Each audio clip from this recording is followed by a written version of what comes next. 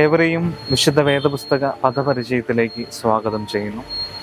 മരിച്ചവർക്ക് പുനരുദ്ധാനമില്ല എന്ന് കൊരിന്ത്യൻ സഭയിലെ വിശ്വാസികളുടെ സംശയങ്ങളെക്കുറിച്ച് പൗലോസ് കൊരിന്ത്യർക്ക് എഴുതിയ 1-ാം ലേഖനം 15-ാം അധ്യായത്തിൽ രേഖപ്പെടുത്തുന്നുണ്ട്. മാത്രമല്ല, പൗലോസ് വളരെ രസകരമായി അവരുടെ സംശയങ്ങളെ മാറ്റുവാൻ ശ്രമിക്കുന്നുണ്ട്.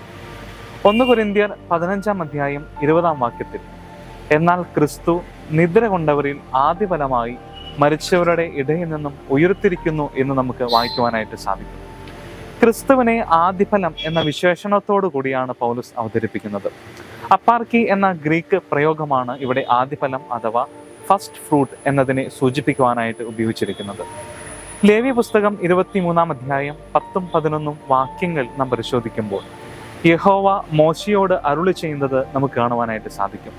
വാഗ്ദത്ത ദേശത്ത് എത്തിയ ശേഷം അതിലെ വിളവുകൾ എടുക്കുമ്പോൾ നിങ്ങളുടെ കൊയ്ത്തിലെ ആദ്യത്തെ കറ്റ പുരോഹിതന്റെ അടുക്കൽ കൊണ്ടുവരണമെന്നും നിങ്ങൾക്ക് പ്രസാദം ലഭിക്കേണ്ടതിന് പുരോഹിതൻ ആ കറ്റ യഹോവയുടെ സന്നിധിയിൽ നിരാജനം ചെയ്യണം എന്നുമാണ് മോശ മുഖാന്തരം യഹോവ അരുളി ചെയ്യുന്നത്.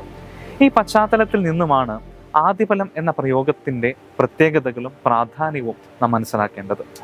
ക്രിസ്തു കൊയ്ത്തിലെ ആദ്യത്തെ കറ്റയാണെങ്കിൽ അവനെ വിശ്വസിക്കുന്ന നാമും അതേ വിളവിലെ മറ്റു കറ്റകളാണെന്നും ക്രിസ്തു ആദ്യഫലമായി മരിച്ചവരുടെ ഇടയിൽ നിന്നും ഉയർത്തിട്ടുള്ളത് കൊണ്ട് നാമും ക്രിസ്തുവിൽ ഉയർപ്പിക്കപ്പെടും എന്ന പ്രത്യാശ നിറഞ്ഞ ഒരു അർത്ഥം നമുക്ക് ഈ പ്രയോഗത്തിൽ നിന്നും വായിച്ചെടുക്കുവാനായിട്ട് സാധിക്കും.